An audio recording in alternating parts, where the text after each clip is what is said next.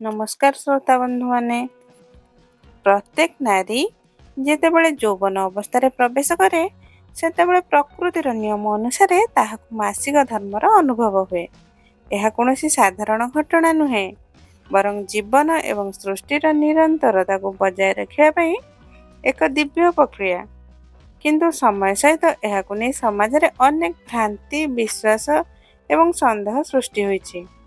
କେହି ଏହାକୁ ଅଭିଶାପ ମାନନ୍ତି ତ କେହି ଏହାକୁ ଭଗବାନଙ୍କର ରଚିତ ଲୀଳା ବୋଲି ବିଚାର କରନ୍ତି। ଆଜି ଆମେ ଏକ ମହାନ କାହାଣୀ ମାଧ୍ୟମରେ ଜାଣିବା ଯେ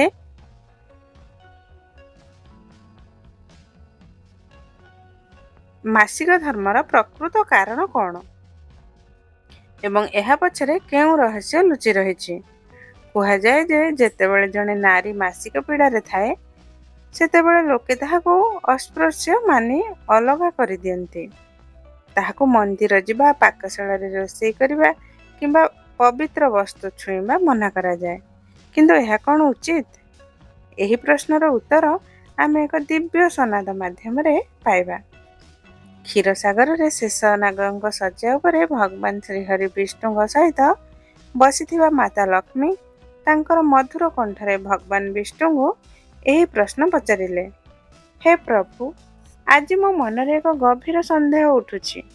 ଏହି ବିଶ୍ୱ ଜଗତରେ କେବଳ ଆପଣ ହିଁ ମୋ ହୃଦୟରେ ଉଠୁଥିବା ଏହି ପ୍ରଶ୍ନର ସମାଧାନ କରିପାରିବେ।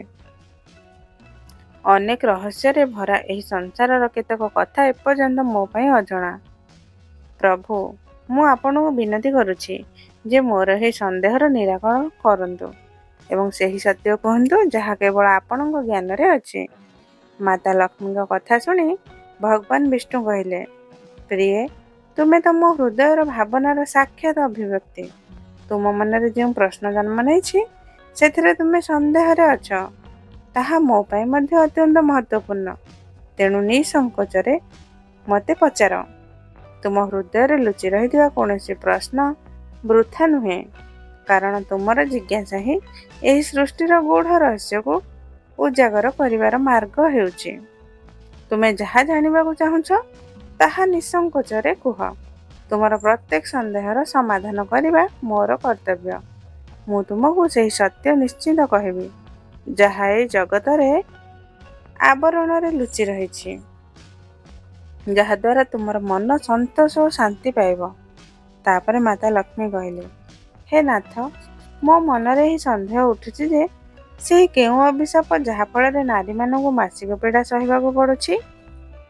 ପ୍ରଭୁ, ମୋର ଦ୍ୱିତୀୟ ପ୍ରଶ୍ନ, ଯେତେବେଳେ ଜଣେ ନାରୀ ରଜସ୍ୱଳା ହୁଏ ସେତେବେଳେ ତାହାକୁ କେଉଁ କେଉଁ କାର୍ଯ୍ୟ କରିବା ଉଚିତ ନୁହେଁ?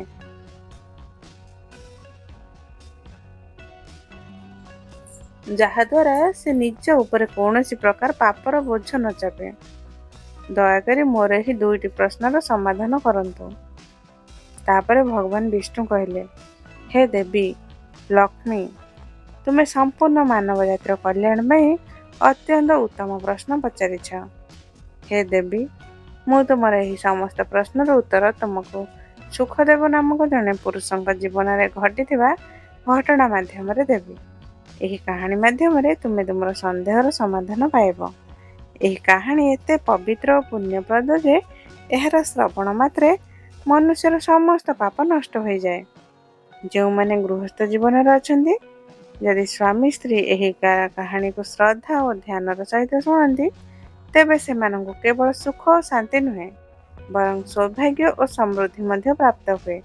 ଏହି କାରଣରୁ ହେ ଦେବୀ ଲକ୍ଷ୍ମୀ, ମୁଁ ଯେଉଁ କାହାଣୀ ତୁମକୁ ଶୁଣାଇବାକୁ ଯାଉଛି ତାହା ତୁମେ ମଧ୍ୟ ପୂର୍ଣ୍ଣ ଧ୍ୟାନ ସହିତ ଶେଷ ପର୍ଯ୍ୟନ୍ତ ଶୁଣିବ। ଭଗବାନଙ୍କ ବାଣୀ ଶୁଣି ଦେବୀ ଲକ୍ଷ୍ମୀ ନମ୍ରତାର ସହିତ ହାତ ଯୋଡ଼ି କହିଲେ, ହେ ନାଥ, ଏହି ସୁଖଦେବ କିଏ? ତାଙ୍କ ଜୀବନରେ କେଉଁ କେଉଁ ଘଟଣା ଘଟିଥିଲା ଯେଉଁଥିରେ ମୋର ପ୍ରଶ୍ନର ଉତ୍ତର ଲୁଚି ରହିଛି? ମୋର ହୃଦୟ ଜାଣିବା ପାଇଁ ବ୍ୟାକୁଳ ହୋଇଉଠୁଛି। ମୁଁ ଏହି କାହାଣୀ ଶୁଣିବା ପାଇଁ ଉତ୍ସୁକ ହୋଇଛି। ଦୟାକରି ମୋତେ ଏହି କାହାଣୀ ଶୁଣାନ୍ତୁ। ମୁଁ ଆପଣଙ୍କୁ ବଚନ ଦେଉଛି ଯେ ମୁଁ ଏହାର ପୂର୍ଣ୍ଣ ମନ, ପ୍ରାଣ ଓ ଶ୍ରଦ୍ଧା ସହିତ ଶୁଣିବି। ହେ ପ୍ରଭୁ, ମୁଁ କେବଳ ଏହାକୁ ଧ୍ୟାନ ଦେଇ ଶୁଣିବି ନାହିଁ, ବରଂ ଏହି ପବିତ୍ର କାହାଣୀକୁ ସମ୍ପୂର୍ଣ୍ଣ ବିଶ୍ୱ ଜଗତରେ ପ୍ରସିଦ୍ଧ କରିବି।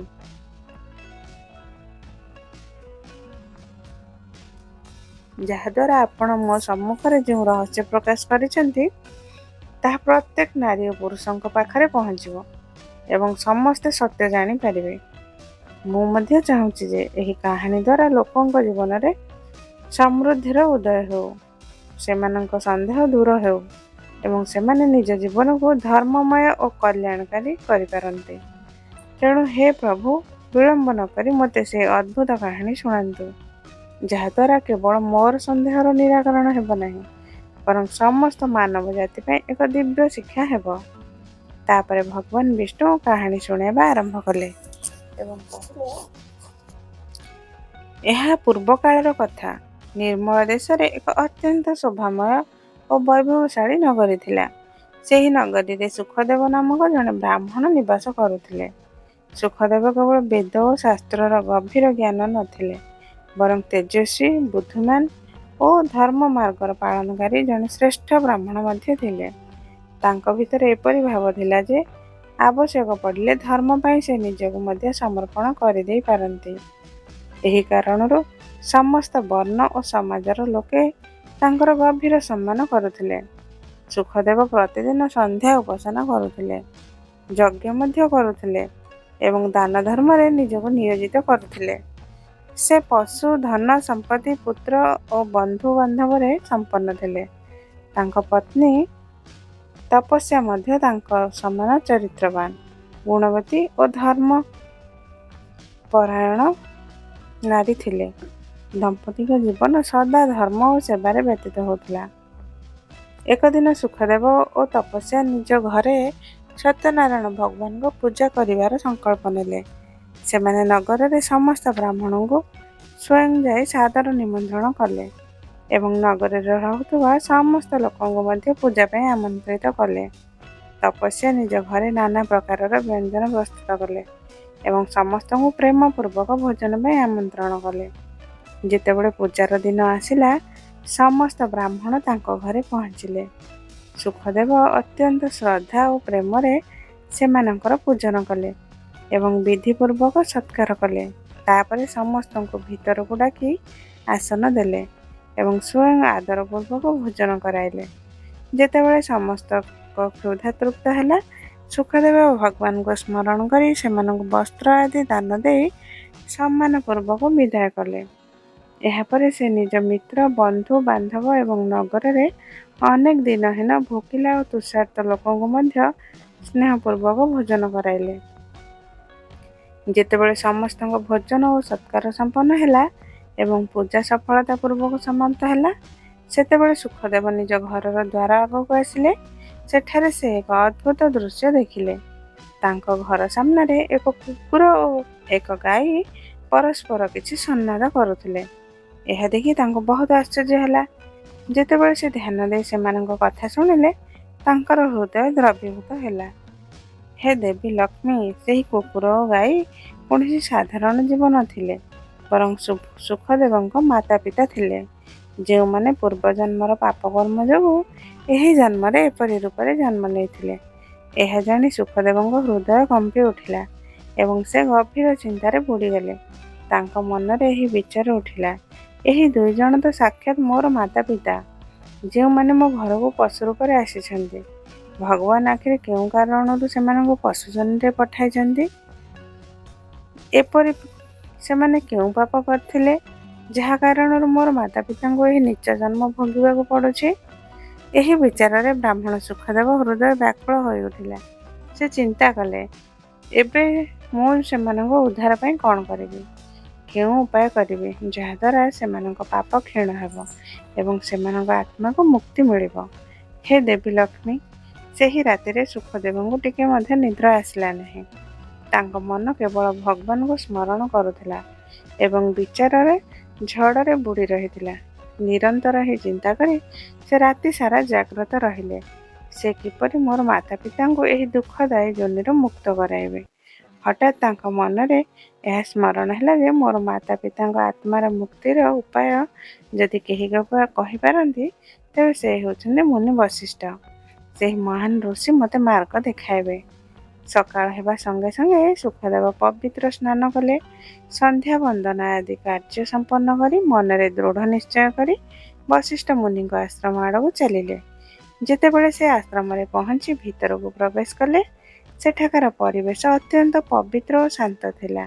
ବେଦମନ୍ତ୍ରର ମଧୁର ଧ୍ୱନି ଗୁଞ୍ଜରି ଉଠୁଥିଲା।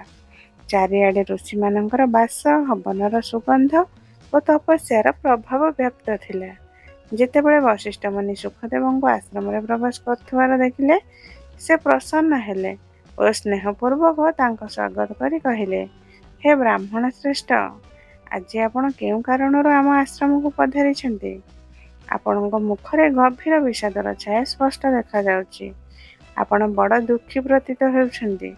କୁହନ୍ତୁ, ଆପଣଙ୍କର ଏହି ଦୁଃଖର କାରଣ କ'ଣ? ନିଃସଙ୍କୋଚ ହୋଇ ଆପଣଙ୍କ ବ୍ୟଥା କୁହନ୍ତୁ, ଯାହାଦ୍ୱାରା ତାହାର ସମାଧାନ କରାଯାଇପାରିବ। ତାପରେ ବ୍ରାହ୍ମଣ ସୁଖଦେବ ନମ୍ରତାପୂର୍ବକ ହାତ ଯୋଡ଼ି ମୁନିଙ୍କ ଚରଣରେ ପ୍ରଣାମ କରି ଗମ୍ଭୀର ସ୍ୱରରେ କହିଲେ, ହେ ମୁନିବର, ଆପଣଙ୍କୁ ମୋର ପ୍ରେମ ଓ ଶ୍ରଦ୍ଧାଭରା ପ୍ରଣାମ। ଆଜି ଆପଣଙ୍କ ଦର୍ଶନ ମାତ୍ରେ ମୋ ଜୀବନ ଧନ୍ୟ ଓ ଜନ୍ମ ସଫଳ ହୋଇଛି। କିନ୍ତୁ ହେ ମୁନୀଶ୍ୱର, ଆଜି ମୁଁ ଆପଣଙ୍କ ପାଖକୁ ମୋ ହୃଦୟରେ ଉଠିଥିବା ଏକ ଗଭୀର ସନ୍ଦେହ ଓ ପୀଡ଼ା ନେଇ ଆସିଛି। ଦୟାକରି ଆପଣ ହିଁ ମୋତେ ଏହି ଦୁଃଖରୁ ବାହାର କରନ୍ତୁ। ହେ ଭଗବାନ, ମୋତେ ଏହି ସନ୍ଦେହରୁ ମୁକ୍ତ କରନ୍ତୁ। କାରଣ ମୁଁ ଅତ୍ୟନ୍ତ ଦୁଃଖୀ ଓ ଦୁର୍ବଳ ହୋଇପଡ଼ିଛି। ମୋର ମନ ରାତିଦିନ ବ୍ୟାକୁଳ ଅଛି ଓ ମୁଁ କୌଣସି ଉପାୟ ବୁଝିପାରୁନାହିଁ। ସୁଖଦେବର ଏହି କରୁଣାଭରା ବାଣୀ ଶୁଣି ବଶିଷ୍ଠ ମୁନି ନିଜର କରୁଣାମୟ ଦୃଷ୍ଟି ଉଠାଇ ଶାନ୍ତ ସ୍ୱରରେ କହିଲେ, ହେ ବ୍ରାହ୍ମଣ ଦେବ, ଆପଣ ଦୁଃଖୀ ହୁଅନ୍ତୁ ନାହିଁ। ଆପଣଙ୍କ ମୁଖରେ ଯେଉଁ ପୀଡ଼ା ଓ ବିଷାଦ ଝଲକୁଛି, ତାହା ମୁଁ ଭଲ ଭାବେ ବୁଝୁଛି। କିନ୍ତୁ ବତ୍ସ, ଆପଣଙ୍କ ହୃଦୟରେ ଯେଉଁ ସନ୍ଦେହ ଅଛି, ତାହା ନିଃସଙ୍କୋଚ ହୋଇ କହିଦିଅନ୍ତୁ। ମୁଁ ନିଶ୍ଚିତ ଭାବେ ଆପଣଙ୍କ ସନ୍ଦେହର ସମାଧାନ କରିବି ଓ ଆପଣଙ୍କୁ ସେହି ମାର୍ଗ ଆଡ଼କୁ ନେଇଯିବି, ଯାହାଦ୍ୱାରା ଆପଣଙ୍କ ହୃଦୟ ଶାନ୍ତ ହେବ।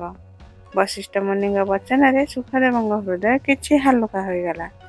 ସେ ଗଭୀର ନିଶ୍ଚିନ୍ତା ନେଇ ନମ୍ରତାର ସହିତ କହିଲେ, ହେ ମୁନିବର, ଗତକାଲି ମୁଁ ମୋ ଘରେ ଭଗବାନ ସତ୍ୟନାରାୟଣଙ୍କ ପୂଜା କରିଥିଲି। ବଡ଼ ବିଧିବିଧାନରେ ସମ୍ପନ୍ନ କରିଥିଲି।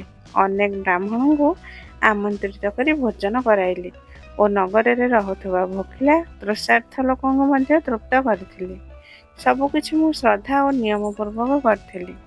ପୂଜନ ଶେଷ ହେବା ପରେ ଯେତେବେଳେ ମୁଁ ମୋର ଅତିଥିମାନଙ୍କୁ ଆଦରପୂର୍ବକ ଦ୍ୱାର ପର୍ଯ୍ୟନ୍ତ ଛାଡ଼ିବାକୁ ଆସିଲି, ସେତେବେଳେ ଏକ ଅଜଣା ଦୃଶ୍ୟ ମୋ ହୃଦୟକୁ ହଜାଇ ଦେଇଥିଲା।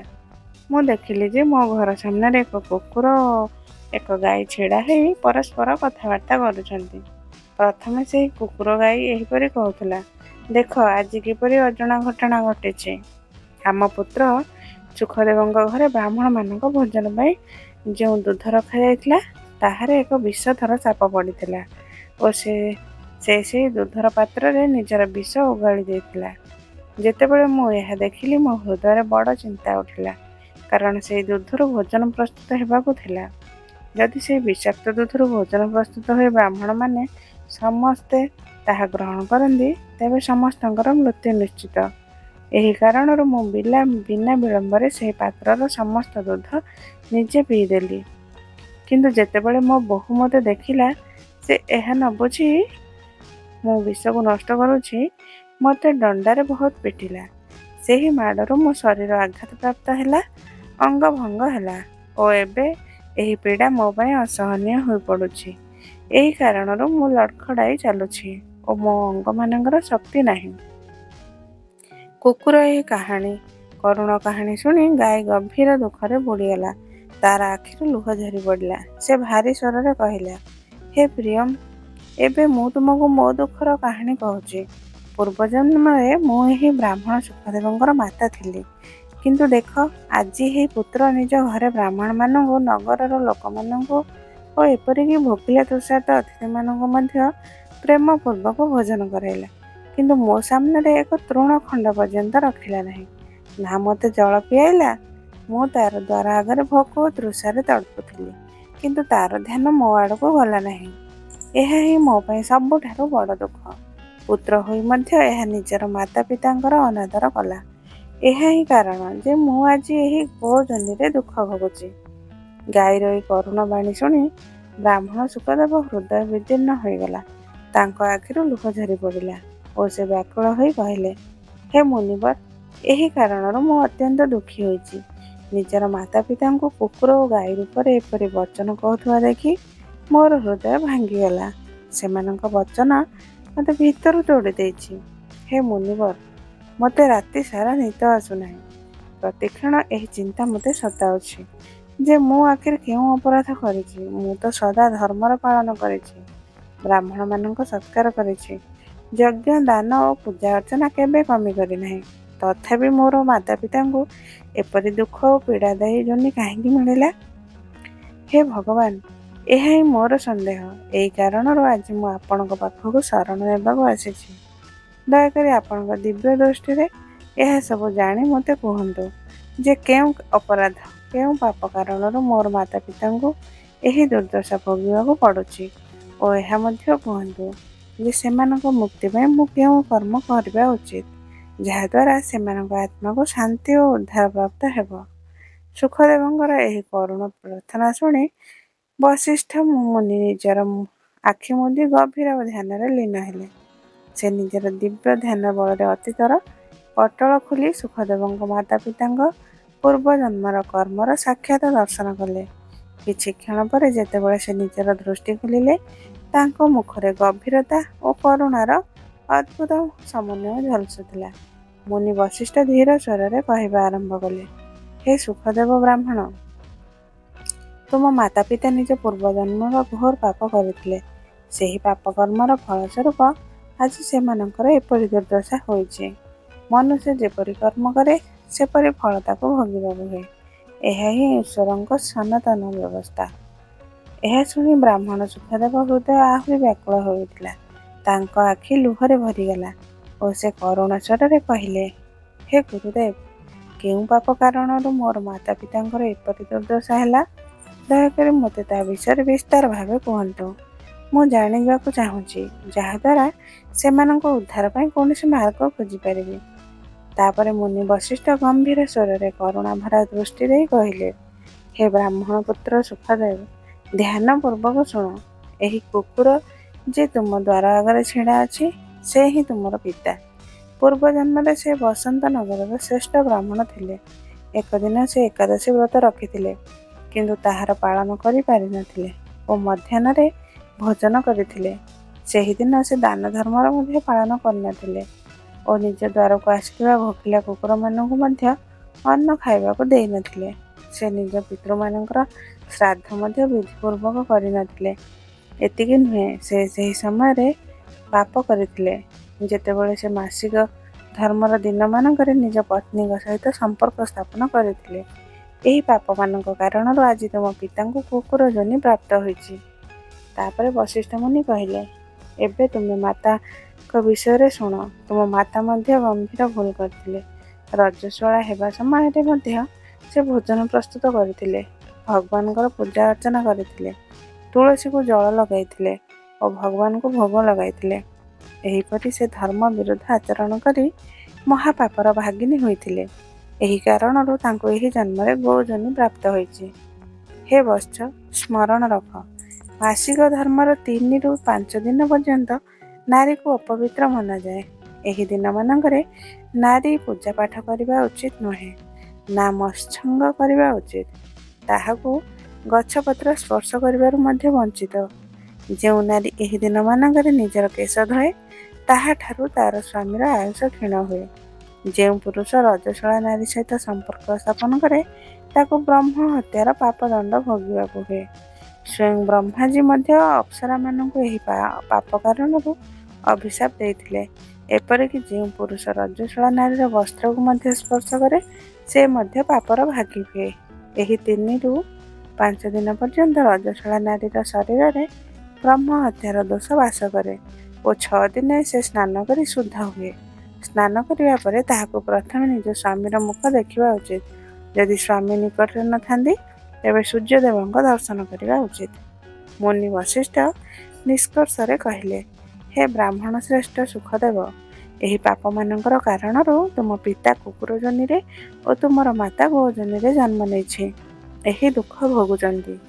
ଏହା ଶୁଣି ସୁଖଦେବଙ୍କ ଆଖି ଲୁହରେ ଭରିଗଲା ଓ ସେ କରୁଣ ସ୍ୱରରେ କହିଲେ, ହେ ଗୁରୁଦେବ, ଏବେ ମୋତେ ମାର୍ଗ ଦେଖାନ୍ତୁ। ମୁଁ କେଉଁ କର୍ମ କରିବି ଯାହାଦ୍ୱାରା ମୋର ମାତା ପିତାଙ୍କୁ ଏହି ପାପରୁ ମୁକ୍ତି ମିଳିବ ଓ ସେମାନଙ୍କ ଆତ୍ମାକୁ ଶାନ୍ତି ପ୍ରାପ୍ତ ହେବ। ତାପରେ ବଶିଷ୍ଠ ମୁନି ନିଜର ଦିବ୍ୟ ଦୃଷ୍ଟିରେ ଏହାର ମାର୍ଗ ମଧ୍ୟ ଦେଖିନେଲେ ଓ କହିଲେ, ହେ ବ୍ରାହ୍ମଣ ଶ୍ରେଷ୍ଠ, ଯଦି ତୁମେ ତୁମ ମାତା ପିତାଙ୍କ ମୁକ୍ତି ଚାହୁଁଛ, ତେବେ ଯେକୌଣସି ଅମାବାସ୍ୟା ଦିନ ବିଧିବତ୍ ଶ୍ରାଦ୍ଧ ଓ ତର୍ପଣ କର। ନିଜ ପିତୃମାନଙ୍କ ପାଇଁ ଦାନ ଧର୍ମ କର, ଭୋକିଲାମାନଙ୍କୁ ଭୋଜନ କରାଅ ଓ ବିଶେଷ କରି ଗୋ ସେବା ନିଶ୍ଚିତ କର। ଗୋମାତାଙ୍କୁ ଭୋଗ ଖୁଆଅ ଓ ଭଗବାନଙ୍କୁ ତୁମ ମାତା ପିତାଙ୍କ ଆତ୍ମାର ଉଦ୍ଧାର ପାଇଁ ପ୍ରାର୍ଥନା କର। ନିଶ୍ଚିତ ଭାବେ ଏହା କରିବା ଦ୍ୱାରା ସେମାନଙ୍କ ପାପ କ୍ଷୀଣ ହେବ ଓ ସେମାନଙ୍କୁ ମୁକ୍ତି ପ୍ରାପ୍ତ ହେବ। ବଶିଷ୍ଠ ମୁନିଙ୍କ ବଚନ ଶୁଣି ସୁଖଦେବ ସେହି ସମୟରେ ସଂକଳ୍ପ ନେଲେ। ଯେତେବେଳେ ଅମାବାସ୍ୟା ଦିନ ଆସିଲା, ସେ ବୁଦ୍ଧିପୂର୍ବକ ଶ୍ରାଦ୍ଧ ଓ ତର୍ପଣ କଲେ, ଦୀନ ଦୁଃଖୀମାନଙ୍କୁ ଦାନ ଦେଲେ, ଭୋକିଲାମାନଙ୍କୁ ଭୋଜନ କରାଇଲେ ଓ ଗୋମାତାଙ୍କର ସେବା କରି ସେମାନଙ୍କୁ ଭୋଗ ଅର୍ପଣ କଲେ। ସେ ଭଗବାନଙ୍କୁ ହୃଦୟରୁ ପ୍ରାର୍ଥନା କଲେ ଯେ ତାଙ୍କ ମାତା ପିତାଙ୍କୁ ଶାପରୁ ମୁକ୍ତି ମିଳୁ। ଯେପରି ଏହି ପୁଣ୍ୟକର୍ମ ସମ୍ପନ୍ନ ହେଲା, ସେହିପରି ସୁଖଦେବଙ୍କ ମାତା ପିତାଙ୍କୁ ନିଜ ପାପରୁ ମୁକ୍ତି ମିଳିଲା ଓ ସେମାନେ ପରମ ଶାନ୍ତି ଓ ମୋକ୍ଷ ପ୍ରାପ୍ତ କଲେ। ତାପରେ ଭଗବାନ ବିଷ୍ଣୁ ମାତା ଲକ୍ଷ୍ମୀ ଆଡ଼କୁ ଚାହିଁ ମୁସ୍କାଇ କହିଲେ, ହେ ଦେବୀ, ଏବେ ମୁଁ ତୁମକୁ ଏହା ବୁଝାଇ ଦେଇଛି ଯେ ରଜସ୍ୱଳା ନାରୀକୁ କେଉଁ କେଉଁ କାର୍ଯ୍ୟ କରିବା ଉଚିତ ନୁହେଁ। ଏହାଦ୍ୱାରା ସେ ପାପରୁ ବଞ୍ଚି ରହେ ଓ ତାର ଧର୍ମର ସଂରକ୍ଷଣ ହୁଏ। ହେ ଦେବୀ, ଏବେ ମୁଁ ତୁମକୁ ଏହା ମଧ୍ୟ କହୁଛି ଯେ କେଉଁ ପ୍ରାଚୀନ ଅଭିଶାପ କାରଣରୁ ସମଗ୍ର ନାରୀ ଜାତିକୁ ମାସିକ ଧର୍ମର କଠୋର ପୀଡ଼ା ସହିବାକୁ ପଡ଼େ। ଏହା ଶୁଣି ମାତା ଲକ୍ଷ୍ମୀ ଗଭୀର ଜିଜ୍ଞାସାରେ ଭଗବାନ ବିଷ୍ଣୁଙ୍କ ଆଡ଼କୁ ଚାହିଁ କହିଲେ, ହେ ନାଥ, ଆପଣଙ୍କର ଏହି ପ୍ରଶ୍ନର ଉତ୍ତର ଦ୍ୱାରା ସମଗ୍ର ନାରୀ ଜଗତର ରକ୍ଷା ହେବ। ଯେତେବେଳେ ମୁଁ ସ୍ୱୟଂ ସେମାନଙ୍କ ସହିତ ରହିବି, ଏହି ବିଷୟରେ ସେମାନଙ୍କୁ ମାର୍ଗ ପ୍ରଦାନ କରିବି। ତାପରେ ସେମାନେ ନିଜର ଧର୍ମ ଓ ମର୍ଯ୍ୟାଦାର ପାଳନ କରିପାରିବେ। ତାପରେ ଭଗବାନ ବିଷ୍ଣୁ ପ୍ରସନ୍ନ ହୋଇ କହିଲେ, ଠିକ୍ ଅଛି, ଏବେ ଧ୍ୟାନପୂର୍ବକ ଶୁଣ। ମୁଁ ତୁମକୁ ଏହି ପ୍ରଶ୍ନର ଉତ୍ତର ମଧ୍ୟ ଦେଉଛି। ସତ୍ୟୁଗରେ କାଳକେୟ ନାମକ ଏକ ପ୍ରବଳ ଓ ବିଖ୍ୟାତ ଦାନବ ଥିଲା। ଦାନବ ହେବା କାରଣରୁ ତାର ସ୍ୱଭାବ ଅତ୍ୟନ୍ତ ଦାନବୀୟ ପ୍ରକୃତିର ଥିଲା। ସେ ସଦା ଯୁଦ୍ଧ ଓ ବିନାଶ କରିବା ପାଇଁ ତତ୍ପର ରହୁଥିଲା। ତାର ହୃଦୟରେ ଦେବତାମାନଙ୍କ ପ୍ରତି ଘୋର ଦ୍ୱେଷ ଥିଲା। ଏକ ଦିନ ହଠାତ୍ ସେ ନିଜର ସମାନ ବିଚାର ବିଶିଷ୍ଟ ଅସଂଖ୍ୟ ଦାନବକୁ ଏକତ୍ର କଲା ଓ ମହାନ ଅସୁର ବୃତ୍ରାସୁରଙ୍କ ସହିତ ମିଶି ସେମାନେ ସ୍ୱର୍ଗଲୋକ ଉପରେ ଭୟଙ୍କର ଆକ୍ରମଣ କଲେ। ସେମାନଙ୍କ ପାଖରେ ଅତ୍ୟନ୍ତ ଶକ୍ତିଶାଳୀ ଅସ୍ତ୍ରଶସ୍ତ୍ର, ଖଡ୍ଗ ଓ ଖଞ୍ଜର ଥିଲା। ସେମାନଙ୍କ ପ୍ରହାରରେ ଦେବତାମାନେ ବିଚଳିତ ହୋଇ ଉଠିଲେ। କୌଣସି ଦେବତା ସେମାନଙ୍କ ସାମ୍ନାରେ ଟିକି ପାରିଲେ ନାହିଁ। ସେହି ଭୟଙ୍କର ଯୁଦ୍ଧ ଦେଖି ଇନ୍ଦ୍ର ଓ ଅନ୍ୟ ଦେବତାମାନେ ନିଜର ପ୍ରାଣ ବଞ୍ଚାଇ ସ୍ୱର୍ଗଲୋକରୁ ପଳାଇଲେ ଓ ସିଧାସଳଖ ବ୍ରହ୍ମଦେବଙ୍କ ପାଖକୁ ପହଞ୍ଚିଲେ। ସମସ୍ତ ଦେବତା ହାତ ଯୋଡ଼ି ବ୍ରହ୍ମାଜୀଙ୍କୁ ପ୍ରାର୍ଥନା କଲେ ଓ ସମ୍ପୂର୍ଣ୍ଣ ବ୍ୟଥା କହି ଶୁଣାଇଲେ, ହେ ପ୍ରଜାପତି, ଅସୁରମାନଙ୍କର ବଳ ଅପାର, ଆମେ ସେମାନଙ୍କ ସାମ୍ନାରେ ଟିକି ପାରୁନାହିଁ। ଦୟାକରି ଆମକୁ ସେମାନଙ୍କୁ ପରାସ୍ତ କରିବାର ଉପାୟ କୁହନ୍ତୁ। ବ୍ରହ୍ମଦେବ ଦେବତାମାନଙ୍କର କରୁଣା ପ୍ରାର୍ଥନା ଶୁଣି ଗମ୍ଭୀରତାର ସହିତ ବିଚାର କଲେ ଓ କହିଲେ, ହେ ଇନ୍ଦ୍ର, ଏହି ସଙ୍କଟର ଘଡ଼ିରେ ତୁମ ପାଇଁ ଏକମାତ୍ର ଉପାୟ ହେଉଛି ତୁମେ ଏହି କ୍ଷଣରେ ମହର୍ଷି ଦଧିଚିଙ୍କ ଆଶ୍ରମକୁ ଯାଅ। ସେ ମହାନ ତପସ୍ୱୀ ଓ ଧର୍ମାତ୍ମା। ତାଙ୍କ ଶରୀରର ଅସ୍ଥିମାନେ ଦିବ୍ୟ ତେଜରେ ପରିପୂର୍ଣ୍ଣ। ସେ ତୁମକୁ ନିଜର ଅସ୍ଥିରୁ ନିର୍ମିତ ଅସ୍ତ୍ରଶସ୍ତ୍ର ପ୍ରଦାନ କରିବେ। ସେହି ଦିବ୍ୟ ଅସ୍ତ୍ରଶସ୍ତ୍ରମାନଙ୍କ ବଳରେ ତୁମେ ଅସୁରମାନଙ୍କର ସଂହାର କରିପାରିବ ଓ ବିଶେଷ କରି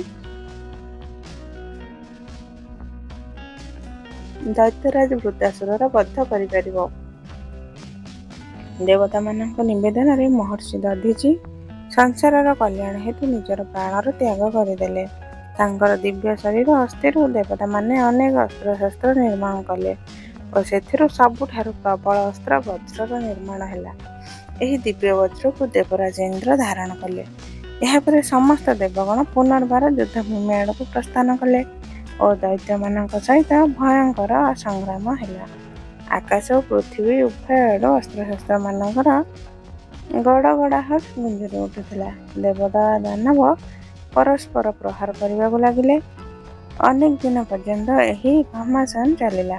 ଅନ୍ତତଃ ଯୁଦ୍ଧଭୂମିରେ ଦେବରାଜ ଇନ୍ଦ୍ର ଓ ଦୈତ୍ୟରାଜ ବୃତ୍ତାସୁର ମୁହାଁମୁହିଁ ହେଲେ।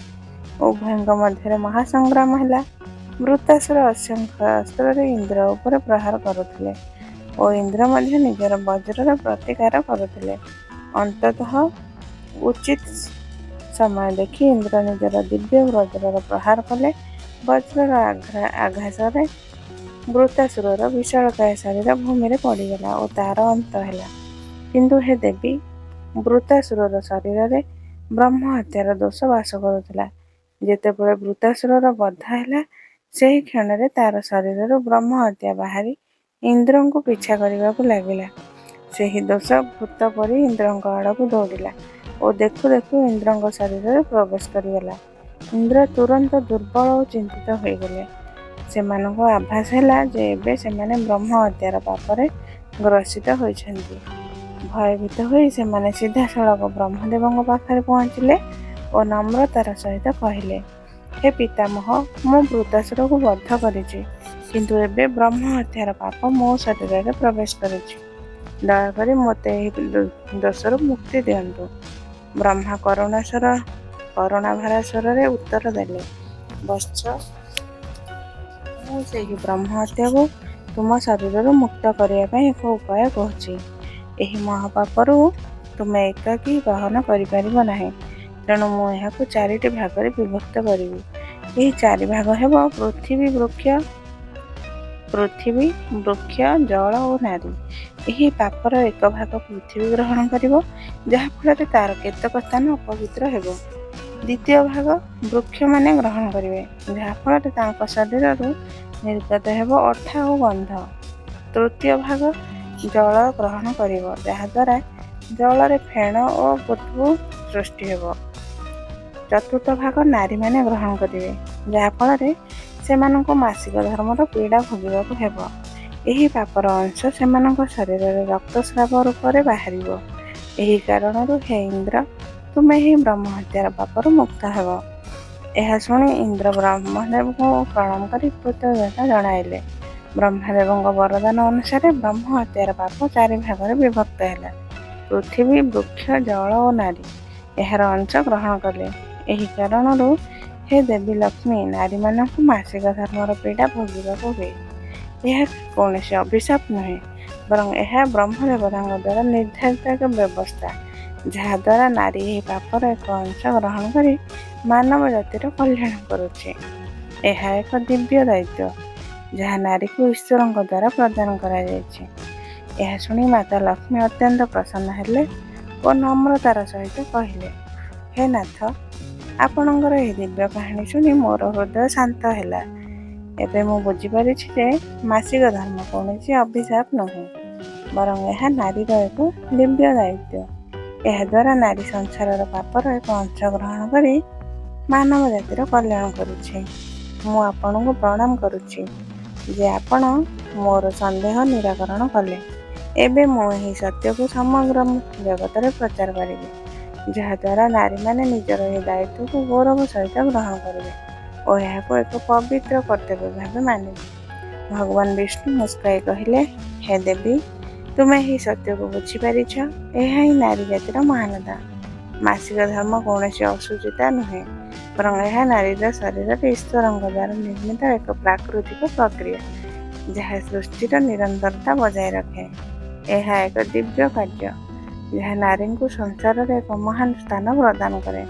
ତୁମେ ଏହି ସତ୍ୟକୁ ଜଗତରେ ପ୍ରଚାର କର, ଯାହାଦ୍ୱାରା ଲୋକମାନେ ଏହାକୁ ଭ୍ରାନ୍ତିରେ ନ ଦେଖି ଏହାର ମହତ୍ତ୍ୱକୁ ବୁଝିବେ। ଏହା ଶୁଣି ମାତା ଲକ୍ଷ୍ମୀ ଭଗବାନ ବିଷ୍ଣୁଙ୍କୁ ପ୍ରଣାମ କଲେ ଓ ତାଙ୍କ ବଚନକୁ ହୃଦୟଙ୍ଗମ କରି ଏହି ଦିବ୍ୟ ଜ୍ଞାନକୁ ସମଗ୍ର ଜଗତରେ ପ୍ରସାରିତ କରିବାର ସଂକଳ୍ପ ନେଲେ। ଏହିପରି ଭଗବାନ ବିଷ୍ଣୁଙ୍କ ଦ୍ୱାରା ମାସିକ ଧର୍ମର ରହସ୍ୟ ଓ ଏହାର ପଛରେ ଲୁଚି ରହିଥିବା ସତ୍ୟ ଉଜାଗର ହେଲା। ଏହି କାହାଣୀ ଶୁଣିବା ଦ୍ୱାରା ଯେଉଁମାନେ ଶ୍ରଦ୍ଧା ଓ ଭକ୍ତିର ସହିତ ଏହାକୁ ଗ୍ରହଣ କରନ୍ତି, ସେମାନଙ୍କର ସମସ୍ତ ପାପ ନଷ୍ଟ ହୁଏ ଓ ସେମାନେ ସୁଖ, ଶାନ୍ତି ଓ ସମୃଦ୍ଧି ପ୍ରାପ୍ତ କରନ୍ତି। ପ୍ରିୟ ଶ୍ରୋତା ବନ୍ଧୁମାନେ, ଯଦି ଆପଣମାନଙ୍କୁ ଏହି ଭିଡ଼ିଓଟି ପସନ୍ଦ ହେଇଛି, ତାହେଲେ ଚ୍ୟାନେଲକୁ ସବସ୍କ୍ରାଇବ୍ କରନ୍ତୁ, ଲାଇକ୍ କରନ୍ତୁ ଏବଂ କମେଣ୍ଟ ବକ୍ସରେ ଜୟ ଶ୍ରୀକୃଷ୍ଣ ନିଶ୍ଚୟ ଲେଖନ୍ତୁ। ରହୁଛି। ଜୟ ଶ୍ରୀକୃଷ୍ଣ।